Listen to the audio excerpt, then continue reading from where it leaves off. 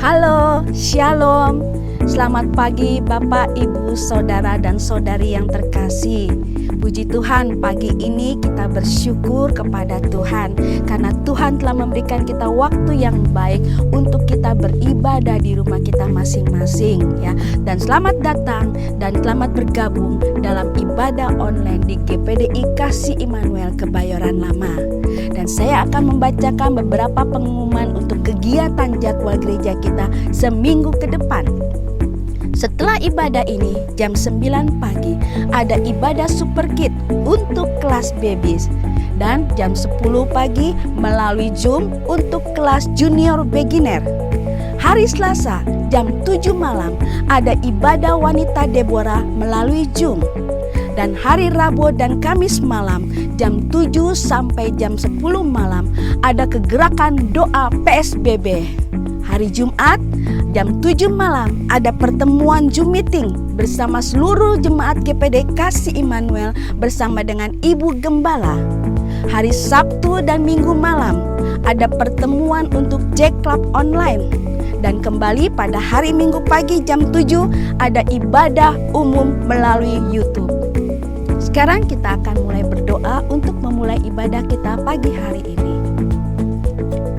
Bapa yang dalam surga, di dalam nama Tuhan Yesus Kristus, pagi hari ini Tuhan kami bersyukur kepadamu Tuhan dan berterima kasih Tuhan karena begitu besarnya Tuhan kasih-Mu Tuhan yang Kau berikan dalam kehidupan kami Tuhan.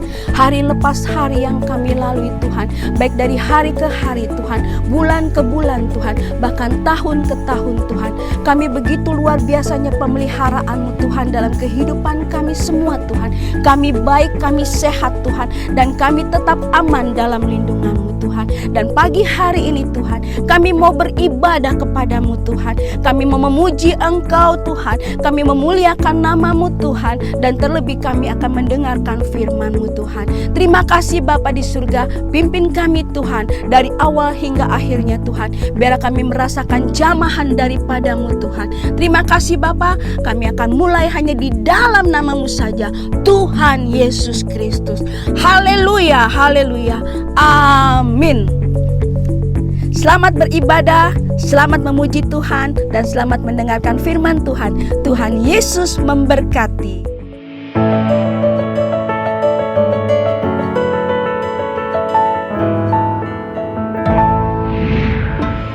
Shalom Bapak Saudara sekalian, hari ini kita mau sama-sama memuliakan Tuhan, kita mau menari bagi namanya, amin.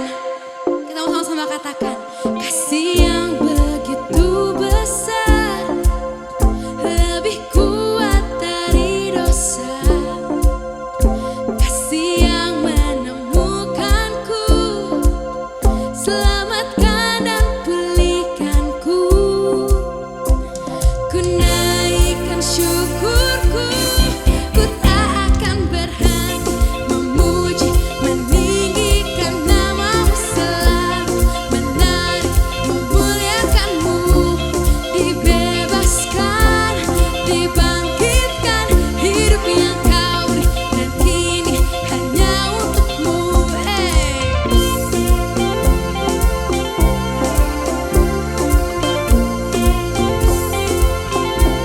Kau menari bagi nama-Mu Yesus.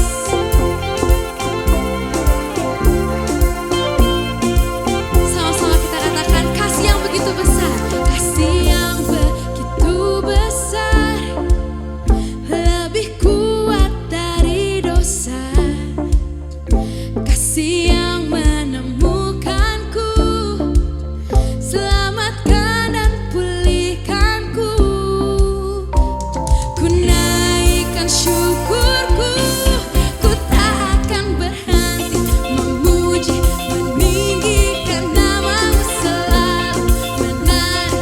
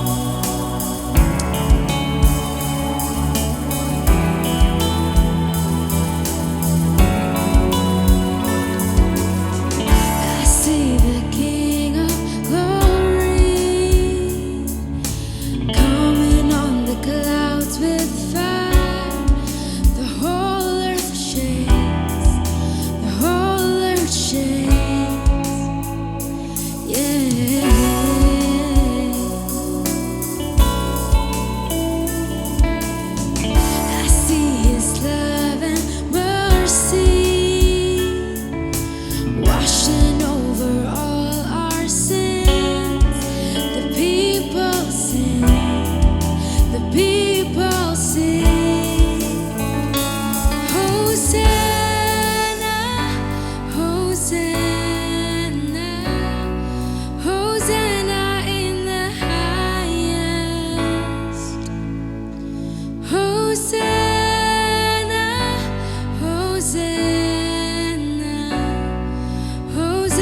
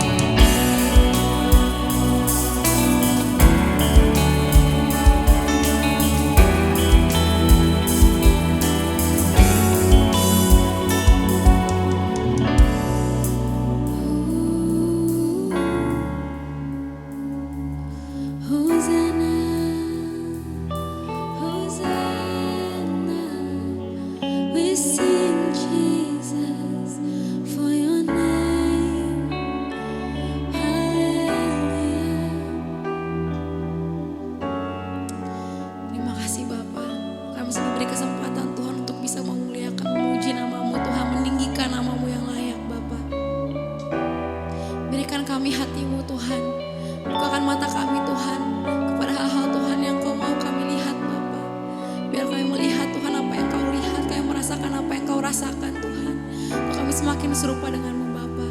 Kami siap Tuhan untuk mendengarkan kebenaran firman-Mu Tuhan. Kami mau berubah Tuhan, kami mau bertumbuh dalam-Mu Bapa. Terima kasih untuk semua yang siap boleh sama-sama katakan. Amin.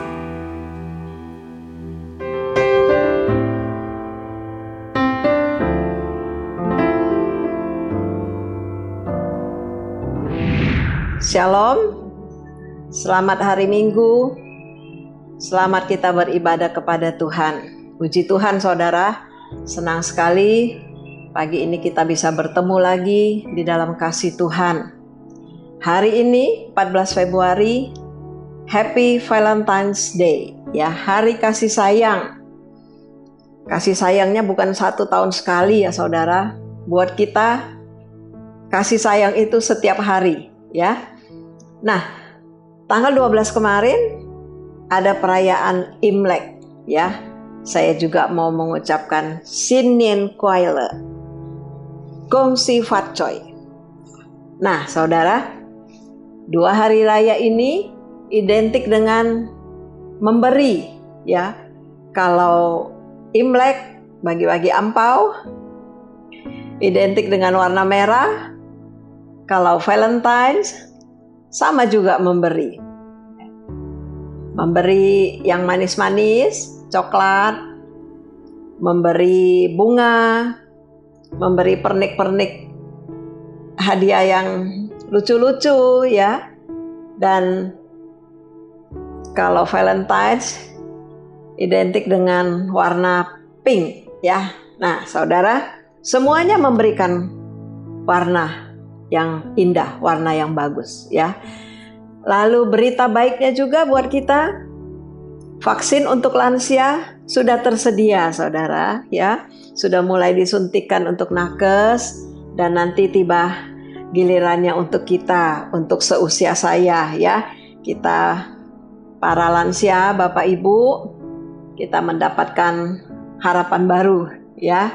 Dan kita dukung pemerintah kita supaya Indonesia cepat pulih dan kita bisa menikmati Indonesia baru, ya, Indonesia maju, ya, puji Tuhan. Nah, tema kita hari ini adalah kasih tak berkesudahan. Terambil dari 1 Korintus pasal yang ke-13.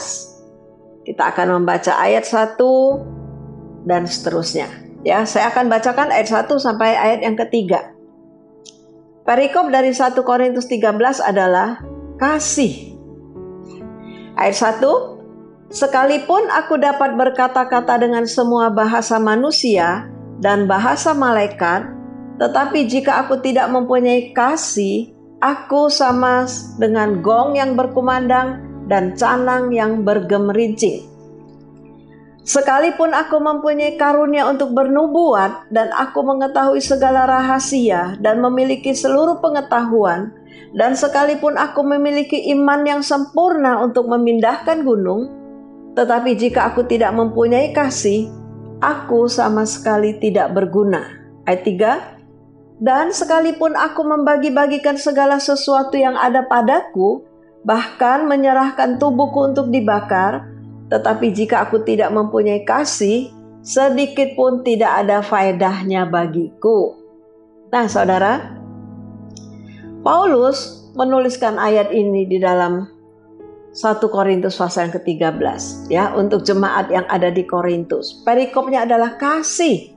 Tadi ayat-ayat yang sudah kita baca, sekalipun aku dapat berkata dengan semua bahasa manusia, bahkan bahasa malaikat, tapi kalau aku tidak punya kasih, aku sama dengan gong yang berkumandang, canang yang gemerincing, ya.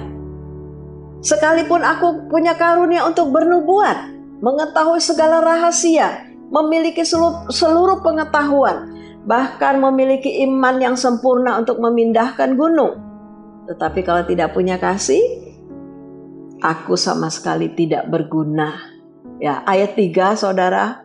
Dan sekalipun aku membagikan segala sesuatu yang ada padaku, bahkan aku memberi diriku untuk dibakar, dikorbankan, tapi kalau aku tidak punya kasih, tidak ada faedahnya bagiku, ya. Nah, kita melihat dari ayat-ayat ini bahwa kasih haruslah menjadi prinsip yang mengendalikan hidup kita sebagai orang Kristen. Ya. Kasih itu menjadi prinsip yang harus mengendalikan hidup kekristenan kita. Ayat ini tadi berbicara, sekalipun kita bisa ini, bisa itu, banyak bisanya ya. Ayat 1 sampai ayat 3 kita bisa ini, bisa itu, bisa lakukan ini, bisa lakukan itu. Tetapi kalau kita tidak punya kasih, nol di hadapan Tuhan. Ya, aku sama sekali tidak berguna. Firman Tuhan katakan. Kasih itu berbicara, kalau kita lihat di sini, kasih itu berbicara mengenai kegiatan dan kelakuan. Kegiatan kita berkata dengan semua bahasa. Kegiatan kita memindahkan gunung, ya. Kegiatan kita membagi-bagikan sesuatu, ya. Tetapi kalau kita tidak punya kasih, tidak ada gunanya bagiku. Ada dua hal yang dicatat di dalam ayat yang kedua bagian B. Aku sama sekali tidak berguna. Ya, ayat 3 bagian B. Sedikit pun tidak ada faedahnya bagiku. Jadi apapun yang kita lakukan, kalau tidak ada kasih, tidak berguna. Ya, bahkan dikatakan sampai aku memberi diriku untuk dibakar. Ya, luar biasa ya saudara. Tapi kalau tidak ada kasih, tidak ada faedahnya bagiku. Nah, kita lihat kekristenan itu identik dengan kasih, ya. Tetapi kegiatan keagamaan belum tentu menyenangkan hati Tuhan kalau tanpa kasih, ya. Kegiatan keagamaan yang kita lakukan di dalam Injil Matius pasal yang ke-15 ayat yang ke-8 saya bacakan, Matius 15 ayat 8. Bangsa ini memuliakan aku dengan bibirnya, padahal hatinya jauh daripadaku. Kalau kita melihat di dalam firman Tuhan, ya, Tuhan mengajarkan kasih di dalam keluarga, terutama antara suami istri. Ya. Kasih orang tua dengan anak, anak dengan orang tua. Kasih antara saudara, kakak dan adik, ya. Dan kalau keluar dari itu, kita melihat kasih di antara sahabat, kasih di antara teman, ya. Tetapi kita melihat bahwa kasih itu sudah dirusak oleh dosa, saudara. Awalnya manusia itu dipenuhi dengan kasih Tuhan, ya. Tetapi kasih itu sudah dirusak. Antara kakak dan adik kalau kita melihat di dalam kitab Kejadian, pembunuhan manusia pertama yang dilakukan oleh Kain kepada siapa? Kepada adiknya sendiri. Ya. Kasih sudah tidak bekerja di dalam kehidupan Kain. Yang ada adalah rasa iri di mana persembahannya tidak diterima oleh Tuhan, lalu dia membunuh adiknya. Apa yang terjadi di dunia kita hidup sekarang ini? Kita melihat banyak terjadi saudara bersaudara saling membunuh, ya. Karena apa? Karena tidak ada kasih. Mereka saling membenci, ya. Saling membawa permasalahan mereka ke ranah hukum. Itu yang terjadi sekarang. Kita melihat juga antara kasih orang tua dengan anak, anak dengan orang tua. Apa yang terjadi juga yang kita bisa perhatikan di salah satu daerah di mana anak bisa menggugat orang tuanya, memperkarakan orang tuanya, membawa orang tuanya ke ranah hukum. Karena apa? Karena tidak ada kasih. Ada juga orang tua yang tega membunuh anaknya.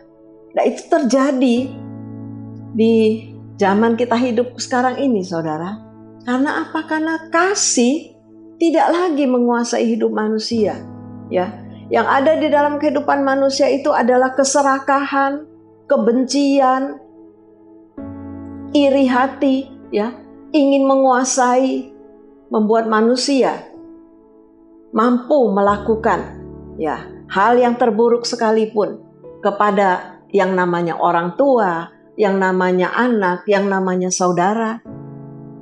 Kalau suami istri, sudah seringkali kita dengar ya, suami membunuh istrinya, lalu mayatnya disimpan, ditanam, dicor segala ya saudara. Itu kan terjadi di zaman kita ini. Istri juga ada yang membunuh suaminya. Bahkan baru-baru kita dengar membakar suaminya, menyiapkan bensin untuk membakar suaminya. Kenapa? Karena tidak ada kasih, ya.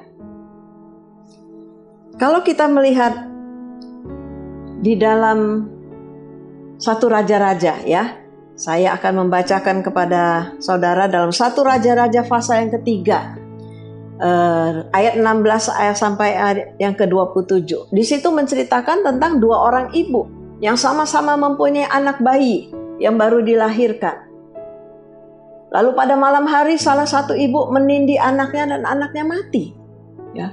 Tetapi pagi harinya mereka membawa kepada Raja Salomo dan berkata, memperebutkan anak yang masih hidup. Ibu yang menindih anaknya mati berkata, itu anak yang hidup anakku. Yang satu berkata, itu anakku. Ya. Dua-dua ibu merasa yang hidup itu adalah anaknya. Lalu apa yang Raja Salomo lakukan? Raja Salomo berkata, ambilkan aku pedang. Ya. Pedang itu menunjukkan siapa ibu yang sebenarnya. Pedang itu menunjukkan kasih dari seorang ibu yang sebenarnya, ibu yang asli. Ya.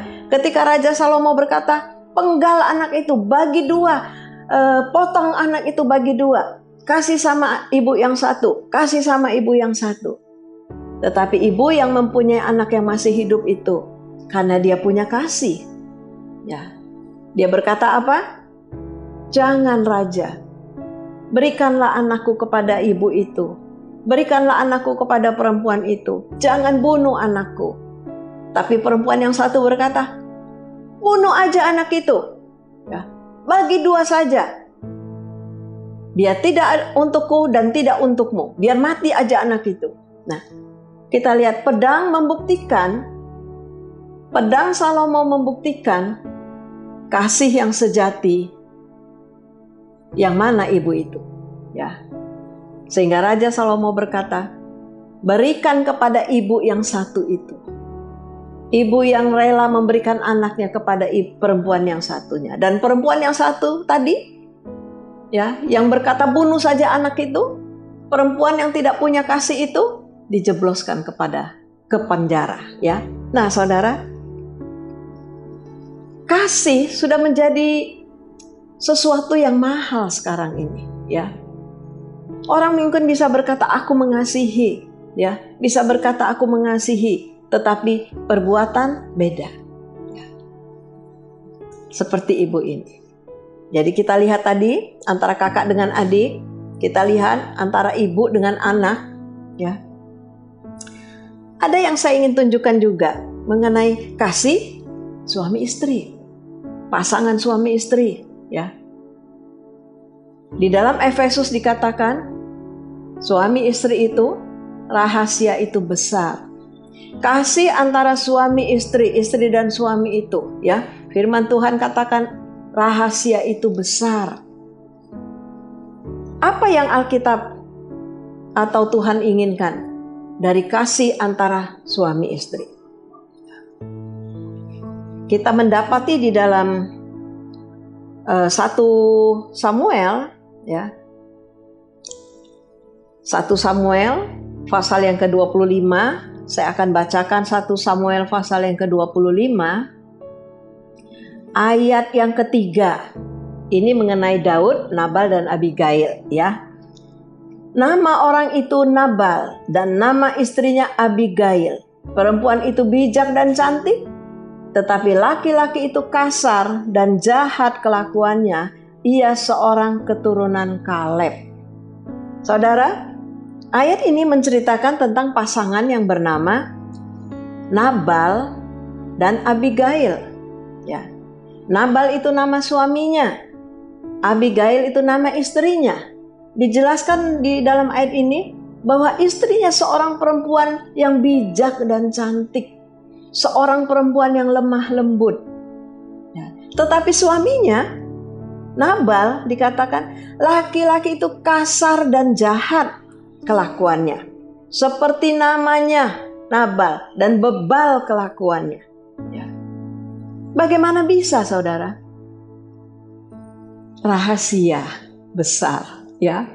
Seorang perempuan cantik dan bijak, seorang perempuan yang lemah lembut. Bagaimana mungkin mendapatkan seorang suami yang kasar, seorang suami yang bebal, bahkan dikatakan jahat kelakuannya, ya. Bagaimana mungkin mereka bisa menjadi satu, ya, menjadi suami istri? Tetapi itu yang terjadi. Dan kalau kita melihat sekarang, banyak kejadian seperti ini, ya saudara, di mana istrinya lemah lembut, lalu mendapatkan suami yang kasar, ya, suami yang temperamen, ya, yang gampang marah, gitu kan, yang kelakuannya jahat, firman Tuhan katakan, ya, seperti Abigail. Abigail itu adalah sumber kesukaan, ya. Dan suaminya Nabal itu adalah bebal dan bodoh. Tapi ini mereka kaya, ya. Suami Abigail ini adalah seorang pengusaha, peternak, pertanian, ya, perkebunan, kaya mereka, ya. Nah, saya percaya Abigail bukan menikah karena kekayaannya. Mereka bisa bertahan walaupun kita tidak mendapatkan berapa lama mereka menikah, tapi mereka bertahan di dalam pernikahan itu. Banyak di luar sana pasangan-pasangan seperti ini,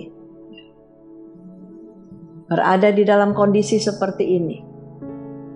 Istrinya yang lemah lembut itu tertekan dengan kelakuan suaminya, ya, yang kasar, tetapi dapat bertahan. Sebenarnya apa yang dibutuhkan oleh seorang istri, seorang perempuan? Hanya kasih sayang. Ya. Walaupun diberikan intan permata berlian, ya, diberikan uang yang banyak, tetapi kalau tidak mengasihi, tidak ada kasih, ya, kehidupan mereka menjadi hambar.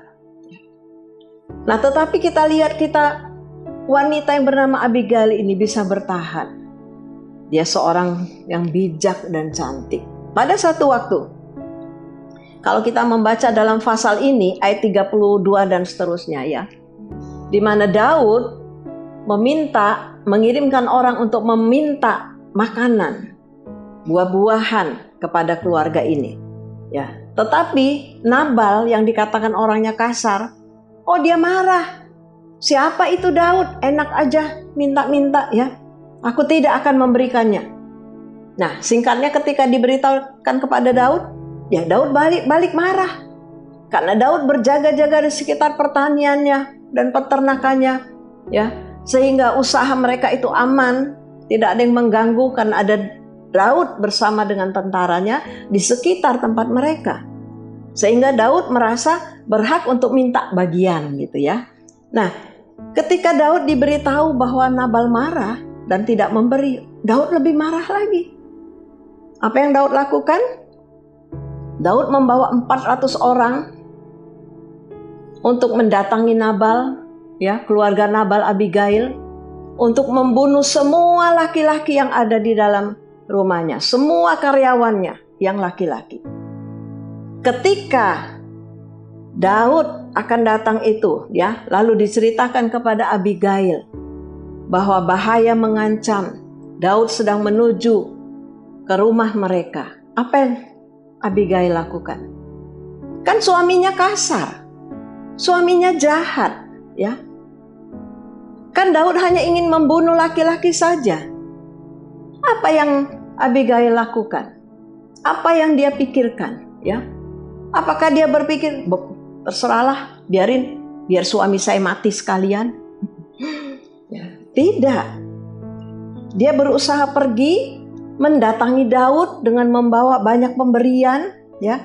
Dia mendatangi Daud, dia naik kuda, dia pergi dengan semangat berjumpa dengan Daud. Ketika bertemu dengan Daud, dia datang, dia turun dari kudanya dan dia sujud. Dia berkata kepada Daud, jangan lakukan itu. Ya. Jangan sampai membunuh, jangan sampai menumpahkan darah. Nah, nanti saudara bisa baca dalam 1 Samuel pasal yang ke-25, kisah itu ya. Yang pada akhirnya Daud tidak jadi membunuh orang-orang yang berada di rumah Nabal. Karena perbuatan siapa? Karena perbuatan Abigail tadi. Apa yang membuat Abigail mau melakukan itu? Ya. Kan dalam hidupnya dia juga tersiksa dengan suami yang kasar itu. Ya. Tetapi karena ada kasih. Kasih yang bekerja di dalam kehidupan Abigail. Ya. Bukan hanya mengasihi suaminya supaya jangan dibunuh. Dia mengasihi semua orang yang ada di dalam rumahnya. Semua orang yang bekerja dengan mereka. Ya. Akhirnya Abigail bisa mencegah satu pembunuhan besar-besaran. Karena kasih yang ada di dalam kehidupan seorang perempuan yang bernama Abigail. Ya, walaupun nanti akhirnya kalau saudara baca, akhirnya suami dari Abigail ini mati. Dia mati bukan karena dibunuh, tapi dia mati karena henti napas. Ya, jantungnya berhenti berdetak. Nah, saudara. Jadi kita melihat bahwa kasih tadi antara kakak dengan adik, ya, Kain Habil yang dirusak oleh dosa, ya, yang seharusnya tidak boleh begitu. Kasih itu harus ada di antara saudara dengan saudara, kasih antara orang tua dengan anak dengan orang tua itu harus ada, ya. Lalu kasih antara suami istri. Bagaimanapun kondisi yang dihadapi, ya, firman Tuhan mengajarkan bahwa kasih di dalam suami istri, kasih di dalam keluarga itu harus tetap ada, ya. Kalau kita kembali kepada 1 Korintus, saya bacakan ayat 4, 5, 6. Kasih itu sabar, kasih itu murah hati, ia tidak cemburu, ia tidak memegahkan diri dan tidak sombong. Ia tidak melakukan yang tidak sopan dan tidak mencari keuntungan diri sendiri. Ia tidak pemarah, tidak menyimpan kesalahan orang lain. Ia tidak bersuka cita karena ketidakadilan, tetapi karena kebenaran. Ini akibat dari kasih ya saudara. Akibat dari kasih adalah apa? Sabar, murah hati, tidak cemburu, dan seterusnya. Ya, tidak sombong, tidak memegahkan diri, tidak menyimpan kesalahan orang lain. Ada saudara yang masih menyimpan kesalahan orang lain? Kasihnya belum sempurna, ya. Kasih Kristus harus bekerja sempurna dalam hidup kita, sehingga kita tidak menyimpan kesalahan orang lain. Sekalipun itu adalah saudara kita, sekalipun itu adalah anak kita, sekalipun itu adalah suami atau istri kita, jangan menyimpan kesalahan. Ya, akibat dari kasih itu adalah kita tidak menyimpan kesalahan orang lain. Kita tidak mencari keuntungan untuk diri sendiri. Tidak mencari keuntungan diri sendiri. Yang penting saya. Nah, kita lihat akibat dari kasih itu adalah murah hati, tidak cemburu, ya, dan seterusnya. Itu yang harus ada dalam hidup kita setiap hari. Bukan 1 tahun sekali ya saudara. Bukan hanya tanggal 14 Februari, hari kasih sayang, kita melupakan semua kesalahan orang, ya. Kita tidak lagi menyimpan kesalahan mereka. Tapi 1 hari doang, jangan ya saudara. Karena firman Tuhan mengajarkan kepada kita, kasih itu setiap hari, setiap waktu. Contoh dari kasih yang terbesar siapa saudara? Yesus. Ya, Allah Bapa di sorga yang mengirimkan anaknya melalui Yesus, memberikan kasihnya kepada seluruh dunia ini. Ya. Firman Tuhan berkata bahwa Yesus sudah mati sementara kita masih di dalam dosa. Yesus tidak mati ketika kita sudah bertobat. Ya, Yesus tidak mati ketika manusia sudah bertobat. Justru Yesus mati untuk semua manusia yang berdosa. Nah, siapa kita ya saudara? Karena itu kita kembali kepada firman Tuhan. Ayat yang ke-7 dari 1 Korintus 13. Kasih menutupi segala sesuatu. Percaya segala sesuatu. Ya, ayat 7 tadi. Mengharapkan segala sesuatu. Sabar menanggung segala sesuatu. Ya, puji Tuhan ya saudara. Saya ingin akhiri dengan satu cerita. Ada pasangan opa oma yang sudah menikah selama 50 tahun. Apa ya saudara?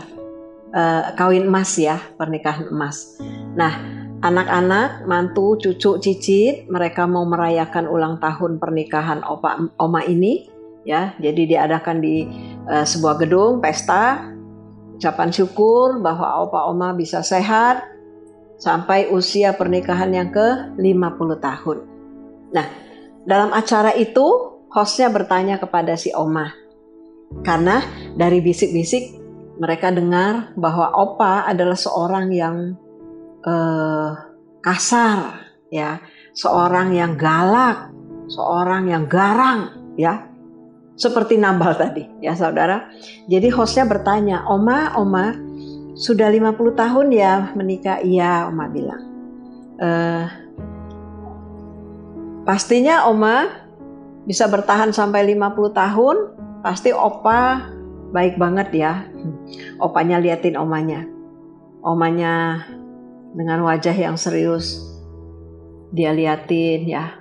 Terus hostnya tanya, apa Opa ada kekurangannya Oma? Pasti Opa baik banget kan Oma? Dia bilang kekurangannya banyak, katanya, kata si Oma. Hah? Kekurangan Opa itu banyak sekali. Ya. Aduh, seperti apa Oma? Kekurangan Opa itu seperti bintang di langit. Ya. Kamu bisa hitung bintang? Jadi Oma bilang kekurangan suaminya itu, si Opa itu seperti bintang di langit. Saudara bayangkan, ibu-ibu ada yang mengalami seperti Oma? Suaminya kekurangannya banyak sekali. Ya, kalau kita bisa hitung bintang, nah seperti itu. Tidak ada yang bisa menghitung bintang kan? Lalu hostnya tanya lagi, tapi pasti Opa punya kelebihan kan Oma?